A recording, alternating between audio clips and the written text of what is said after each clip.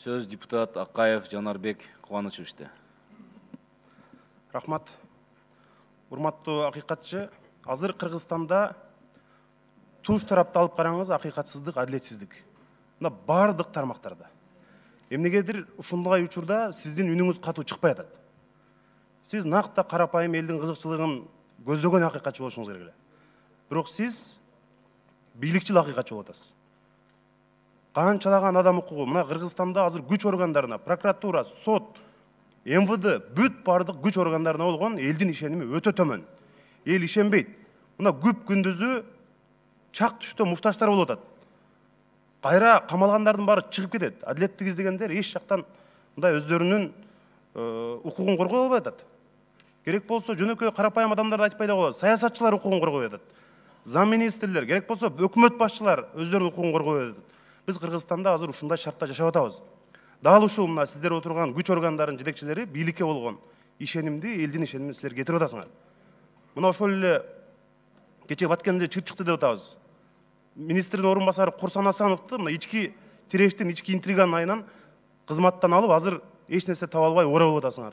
Кечегинде Баткенде ошондой генералдар бизге керек эле мисалы.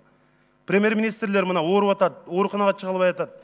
Мурдагы премьер-министрлер түрмөдө. Алардын укугун коргоп, сиз коомчулукка коңгуроо кагып турушуңуз керек. Токомолдубек дайыма. Мына Жалал Абадка барып караңыз. Иштанберди, башка Алабукадагы кендерди. Бүт биздин кыргыз жарандарыбыз Москва, Россиялап, Казакстанда туалет жууп жүрүшөт. Ошол жерде иштеген биздин өзүбүздүн жарандар Алабукада, Иштанберди, башка кендерде жаткан шарттарын карагыла. Адам мындай ыйлай турган абалда да. Ошол эле Кытай жарандары ошол жерде келип, алардын шарты биздикине караганда 10 эсе жакшы. Ошондой шартта жашап атышат. Бизде болсо мындай көбүрөөк мындай майда чүйдө маселеге, эми адам укугунда майда чүйдө маселе болбойт албетте. Бирок ошондой маселелерде баяндамада жазылып калып атат да.